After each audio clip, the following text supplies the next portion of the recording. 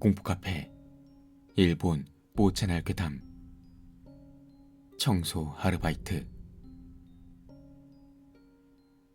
10여 년 전 나는 삼류대학에 다니는 그저 그런 학생이었다. 일주일에 4일은 아르바이트를 하고 집에서 용돈까지 받아야 겨우 집세를 내고 하루 끼니를 때울 수 있었다. 그렇게 힘들게 하루를 살아가던 대학교 2학년 여름에 있었던 일이다. 무더운 더위에 지쳐가고 있던 나는 아르바이트를 하지 않을 때면 에어컨을 빵빵하게 틀어두른 주민센터에 가서 리포트를 쓰곤 했다. 그 주민센터에는 지역 정보 게시판이라는 시민들이 자유롭게 쓸 수 있는 게시판이 있었다. 나는 주민센터에 갈 때면 언제나 그 게시판을 확인하곤 했다. 나름대로 고등학교 수업 과정은 자신이 있었기에 과외를 구하는 곳이라도 찾을 요량이었다. 하지만 게시판에 붙어있는 건 대부분 영어 스터디 모임을 구한다는 공고뿐, 과외 교사를 찾는 건 거의 없었다.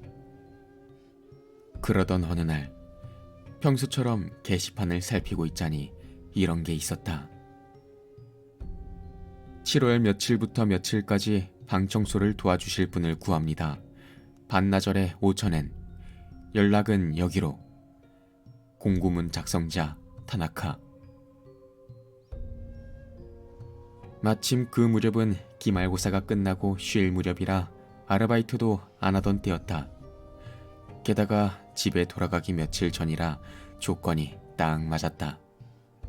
5,000엔이라면 집에 돌아갈 때 교통비로 쓰면 되겠다 싶어 나는 바로 전화를 걸었다.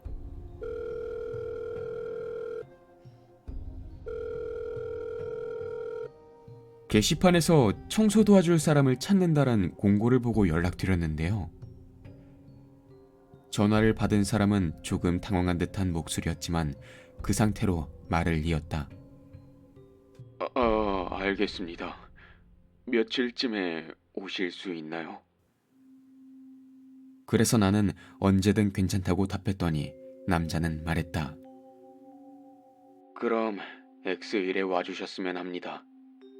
이른 아침에 오른 게 힘드시면 9시부터 하는 걸로 하겠습니다.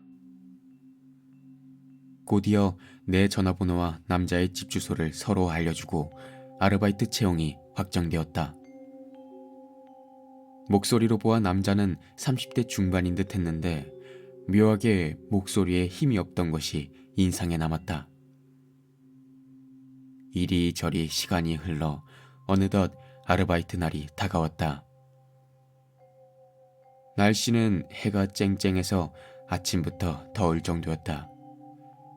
청소하는 집에 에어컨이 있으면 좋겠다고 시덥지 않은 생각을 하며 나는 타나카 씨네 아파트로 향했다. 전에 들었던 주소를 따라 8시 50분쯤에야 타나카라는 문패가 붙어있는 집 앞에 겨우 도착했다. 초인종을 누르니 남자가 나왔다. 잘 오셨어요. 어서 와요.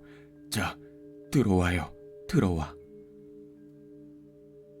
남자는 다른 이와 말을 섞는 게 서투른지 내게 눈길을 주지 않고 인사한 뒤 방 안으로 들어갔다. 나는 들어가면서 자연스레 실례하겠다는 인사 후 신발을 벗고 남자를 따라 집 안으로 들어갔다. 다행히도 에어컨이 켜져 있어서 시원했다. 그 후 다시금 서로 자기소개를 하고 정리의 절차와 뭘 어떻게 도와주면 되는지를 들었다. 무거운 물건을 옮겨다 버리는 것과 쓰레기를 내다 버리는 간단한 것이었다. 내가 해야 하는 건 그게 고작이었다. 쓰레기는 꽤 양이 많았다. 그 와중에 학생인 내 입장에서 가지고 싶은 것도 꽤 있었다.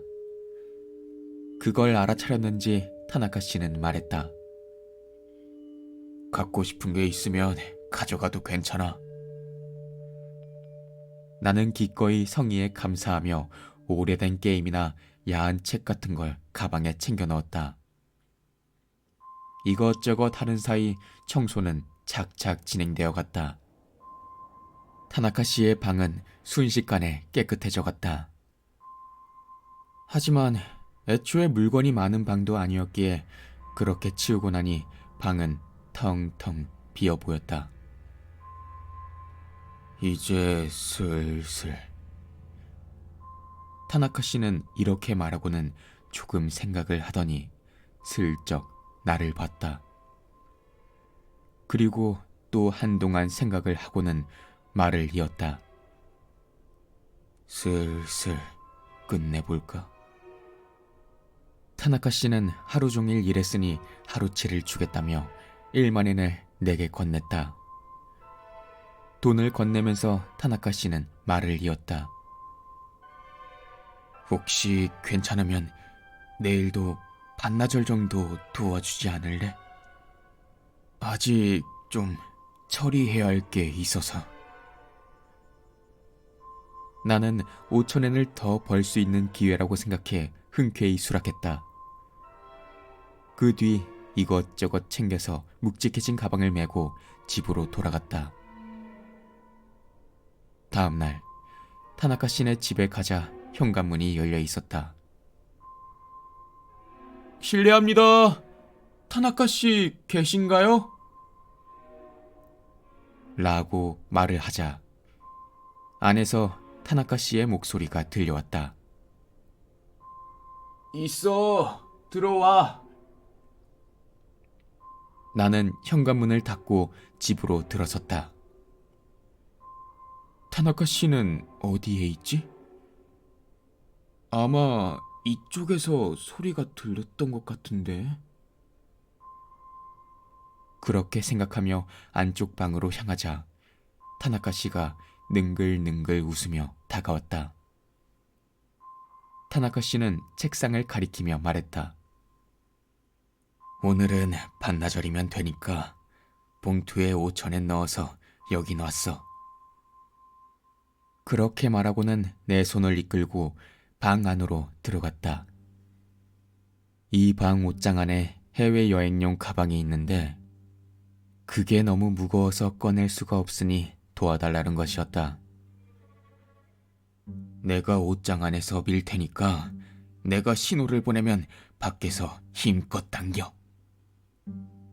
타나카 씨는 그렇게 말하고는 옷장 안으로 들어갔다. 옷장에는 옷이 가득해 타나카 씨의 모습은 거기에 가려 보이지 않았다. 잠시 뒤 타나카 씨가 당기라고 말해서 나는 온 힘을 다해 가방 손잡이를 당기기 시작했다. 조금씩 조금씩 가방이 딸려 나온다. 무겁다. 60kg는 좋게 될 것 같다. 온 힘을 다해 당기고 있는데 갑자기 쑥 하고 가방이 나왔다. 어라? 가방은 텅 비어 있었다. 옷장 안에서는 쾅쾅거리며 뭔가가 부딪히는 소리가 들려온다. 나는 몇 번이고 말을 걸었지만 대답이 없었다. 점차 부딪히는 소리가 잦아들었다.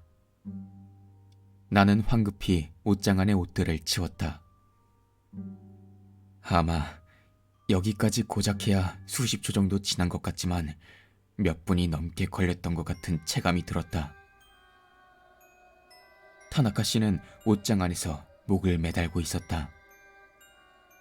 그리고 그가 올라서 있던 발판, 즉 가방을 치운 것은 나였던 것이다. 나는 곧바로 끌어내리려 했지만 밧줄이 튼튼해서 도저히 맨손으로는 풀 수가 없었다. 날카로운 건 어제 전부 버렸었다.